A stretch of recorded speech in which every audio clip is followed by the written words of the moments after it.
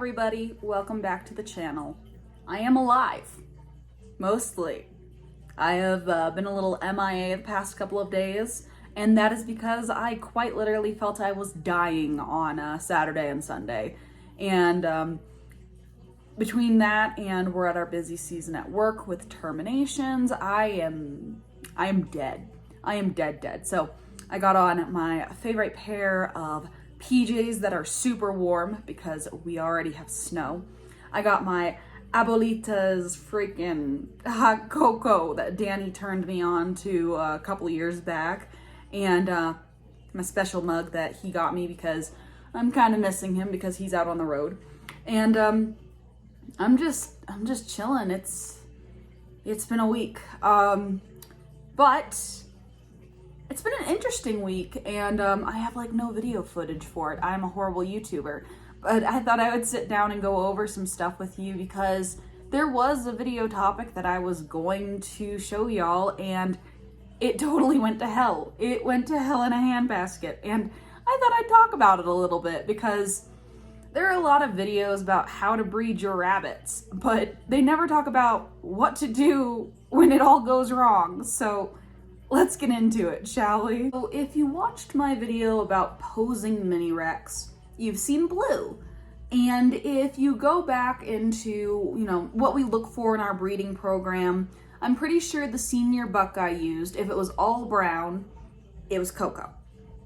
So I was going to breed Coco and blue together, and then with how big and chunky Saddle is and how much I don't like her body type and her face, I was going to breed her to Alpha. Alpha's still considered a junior buck, but he's 5 months old, so in theory he should have reached sexual maturity. And he understood the assignment. Saddle, not so much. Everything went to heck in a handbasket. And I needed some meat for the freezer, so I was going to breed them together because I figured I could get some nice sized rabbits out of them, and then I could also see the breeding potential of Alpha, and maybe if Saddle threw a couple of nice looking kits, I could try to breed her with Coco. It was a nightmare. When you breed rabbits, you always hear, take the doe to the buck and put the doe into the buck's environment because does are very aggressive. They're very protective over their environment, and when you put them in with the buck, they're more likely to breed. I put Saddle in with Alpha, I threw Blue in with Coco. I thought it was all going to go well. Alpha tried to mount Saddle right away to get a fall off. Saddle tried to bite him back. Mildly aggressive, didn't want to have anything to do with him. He tried to mount her a few more times, tried to have a couple fall offs. He was into it, she wasn't. They kind of gave up on each other after 10-15 minutes, and they started snuggling in the corner and just chilling. So I just kept monitoring them while I was also monitoring Coco and Blue. Blue is very timid. She's a very quiet rabbit. She's not defensive whatsoever. She has her mom's personality, but is so docile. Where her mother was adventurous, would go anywhere, Blue will hide in the corner all day. She's a very soft soul. So when I put her in with Coco, she just went into a corner, shut down, and started just squeaking, crying. A little bit concerning, and I started to worry that maybe I had pushed her too soon into breeding because she just became a senior doe. So I monitored, and if you have ever seen our buck Coco, he is an amazing breeding buck. He understands what he's supposed to do, but he's also very gentle with our does. As soon as he saw that she wasn't interested, he went right over to her, he started cuddling her, he started grooming her, and nothing was going to happen. He didn't even try, which Coco is amazing for being gentle, but he doesn't do things like you can't stand breed him. So you can't hold the doe down and just expect him to mount her and breed her. He's not going to do that. So I took all the does out and I did next option, right? I swapped them cages. So what you do is when you have a difficult doe that isn't in heat, you leave her in the buck's cage and you put the buck in the doe's cage to try to bring them into heat. It did work. I brought both does into heat. Being said, I had to resex Saddle just to be sure. I resexed her like 20 million times because the next day, Saturday, she was trying to mount Alpha and breed him. And that's not how breeding works. Does aren't supposed to breed bucks. So she started chasing him around and it just wasn't going to happen. So I pulled her and I put her in with Coco. Coco got 2-3 good fall offs on her. I'm happy, I'm hopeful. Here on Monday, so it'll be the 8th, I'll do some palpation to see if maybe I can feel any babies. Fingers crossed, there are some babies at least with that one. I did what's considered a no-no in the rabbit community for Blue.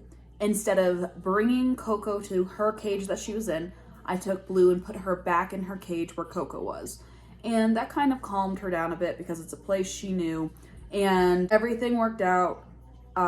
Coco got 2 good fall offs and then they just kind of like chilled in the corner for a little while. And while they were doing that, I just got some barn chores done. That way I could get something done and not just stare there like this. But I don't have any footage of it because I didn't want to like freak out Blue any more than she was. And day 2, she was a lot more willing. She was a lot more calm. But it was still frustrating to kind of see that, you know, she was not as receptive as I would hope for a doe. So, and it's one of those things as a homesteader, you question your choices sometimes. You know, should I have waited longer? Was she not showing the signs? And should I have waited till she was 7, 8, 9 months? But then I went back over. She was at 6 months, which is the recommended breeding age for mini Rex. She had easily met senior weight. She was reliant upon herself and didn't need comfort from her sister in the cage with her. And she was dependent. And, you know, she is shy and she is a little backwards, but, you know, once she got settled in with Coco, it wasn't a big deal. So all of this to say, I don't have footage from the video. I will put some cute footage in. When I was cleaning the cages out for, while they were breeding, I have some really cute footage of Sammy and Sadie trying to get out of their cage to get attention as I was cleaning their boxes. So I'll insert this right here so you have some cute bunny moments.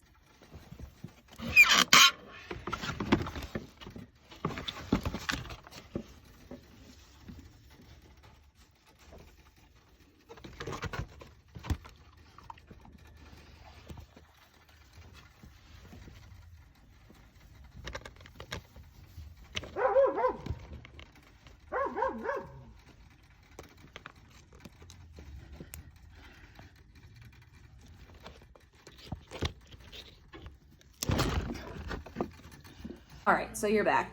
But yeah, so interaction between Coco and Blue got me thinking.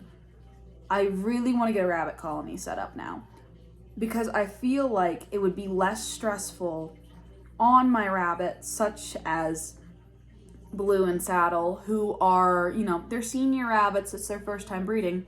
But if we did a colony setup where I could put the buck in with them, they could get used to the buck, it could breed them, and they could live in a more natural family environment, maybe it would be easier on them.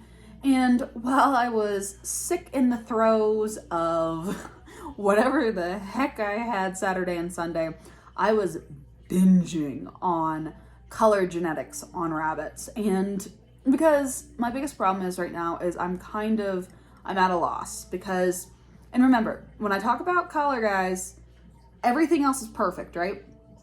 On the rabbit. I'm talking, they meet the standard of the ARBA, no questions asked on everything else. It's just, now we're getting into the color stuff because it's the icing on the cake. Plus, when you look at Rex, most of their points come from like their fur, which does include color. I don't mean most like 50, I mean like most for category. So I was looking, I'm like, what do I want to do? Because I do have Vienna carriers, and my Vienna carriers right now are kind of limited to the 2 litters I just had with Sally. So all of my kits are Vienna carriers. But the only way I'm going to get a blue-eyed white and more Vienna carriers, unless I rely on recessive dreams, hope, and pixie dust, is if I take Blue and Saddle, and once Kristoff and Olaf are of age, I line breed them basically, and I see how the kits look, and then I start working on outcrossing and in-crossing and trying to get the best Vienna marked and hopefully a nice blue-eyed white. So we'll see. I'm hopeful, but again, I want to get this rabbit colony set up so that I can have happier, healthier rabbits that I can still control the breeding on to a certain extent, and I can still get pedigrees and everything. What I'm looking at is I'm looking at colonies of 3. 2 females and a designated male that goes in and out for breeding, right? But then again, I also want to make sure my male rabbits have space. So I'm also thinking about doing something that has, in what I've researched, has never been done before. I want to make a bachelor herd. Is it going to work? I don't know. I still have Kristoff and Olaf together, but they're brothers. And my 2 bucks, Coco and Peppers, half the time I couldn't keep them apart. They would bust through the bottom of the hutch to cuddle with each other. They were weird. But they cuddled all the time, and I just kind of let it go after a while because they didn't fight. There was no reason to. They weren't around females. It was just them 2. So I would love, even if I did bachelor pairings, right? The cage setup has its purpose, and I will keep some rabbits in cages, but I would like to start moving to at least a pairing setup. And in order to do that, I still have cages for grow outs. I still have cages for bucks if my bachelors don't, work out, but we'll see how it goes. And I have been rambling about rabbits way too much. Yay. I know there's not very much bunny footage in here, and it's just a bunch of me talking about bunnies, but this really helps me also think some things out as well, because I'm vocalizing. It's like talking to a friend and we're drinking Coco. So yeah, are y'all interested in a color genetics video? Is that gonna bore y'all? Because I made pugnant squares. Y'all, and I'm doing color theory, and I'm going into probability, and my happy nerdy heart is happy and nerdy. So I will say, one thing I am looking at doing here in the future, before I wrap this all up, otherwise I'm gonna be talking forever, something I am looking at doing in the future is I have a dilute line I'm working on. My dilutes, I have, stay with me on this because black is not a dilute, but it's part of getting dilutes. I have my black and my broken black. I have my broken chocolate. I have my lilac. I'm working on bringing out this dilute. And Coco carries a lot of dilute in his pedigree. So if I continue to work it into the line and pull out what I want, we'll be good to go. I don't like my castor line, but I have a fix for it. My little black bunny, Solstice. If I breed her to Coco, in theory, in color theory, she should produce casters that have a darker guard hair, like that very outside line on a Nagootie. It'll give me a darker caster, kind of like how Blue is. But so far, I am not pleased with what Coco is throwing for casters, just from a color standpoint. Sadie and Sammy are both really light. Kristoff and Olaf, my broken casters, are both very light. I'm glad I got a black. So with her being a solid black, or even if I breed my broken black to my caster, in theory, if I get broken casters or, solid casters, I should get a better outside line and get a darker looking rabbit. So we'll see if I can save my caster line. I'm not hopeful about it. I don't really like casters, but Danny likes casters, so I will keep some casters because, you know, Danny likes them. So caster line, my dilute line with my couple black rabbits, and then my Vienna line, which I'm hoping to switch back to a blue-eyed white line. And then of course my my standard Rex project. So I got a lot of rabbit projects coming up. And I hope y'all aren't getting sick of me talking about rabbits, because I talk about rabbits a lot. But thank y'all so much for being here. I hope y'all had a chance to get a little bit of hot chocolate or whatever you're drinking just to relax and to maybe just sit down and have a nice night. And, you know, thank y'all for being here, and I will have another video out on Sunday. I think what I'm going to do for Sunday is I'm going to show y'all how the ear tattoos showed up on our female rabbits. After the live stream on Thursday, I tattooed rabbit ears.